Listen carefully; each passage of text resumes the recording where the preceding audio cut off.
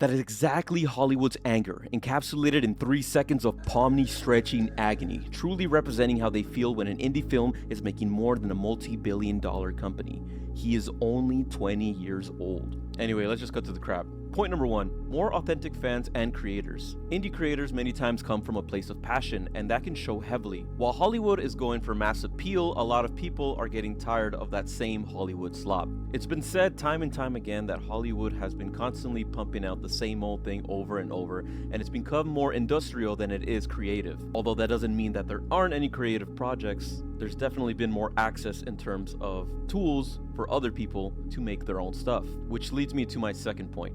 More accessible tech for all. Not to mention nowadays, with everyone having a whole computer in their pocket, they now have the ability to network and get their projects noticed and grow a community that can even kickstart their own. Now, I'm not saying you can just go and buy all this expensive software and you'll automatically be the next Kane Parson. But what I'm trying to say is it is now more accessible for many people nowadays to start their own passion project. And if they're passionate enough and it is good enough and they have the technology, which is now more accessible, it is definitely more doable. And I'm not saying it's cheap either, but it's definitely more affordable for sure. Now, many people would counter this by saying that Hollywood still produces a lot of high-grossing films. Although I agree on this, it does not necessarily predict the future. One thing is for certain is that these indie films are poking their holes into Hollywood. This, as well as YouTube having more viewership on YouTube than TV nowadays. Recent studies show that YouTube overtook viewership among Gen Z and Gen Alpha.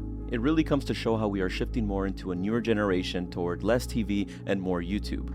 While this doesn't necessarily predict the future for TV streaming services and other services in the future in Hollywood, as they are still doing relatively well and actually booming, the numbers are hard to ignore, and we're noticing that people are supporting creators that they enjoy more so than other movies. It might not even be that. It might just be that creators are finally having a platform and they're finally growing their own little sandbox in which they can create as well. At the end of the day, it's real and it's there, and I definitely think that if more independent creators create their own things, we could definitely create something even bigger and create more opportunities for smaller creators to potentially put their stuff out there, not necessarily needing Hollywood every single time. Now, in this last segment of the video, I'm going to be explaining why I made this video in the first place. This video aims to kind of expose those resources that many of us think we might not have, and generally just encourage people to put their stuff out there.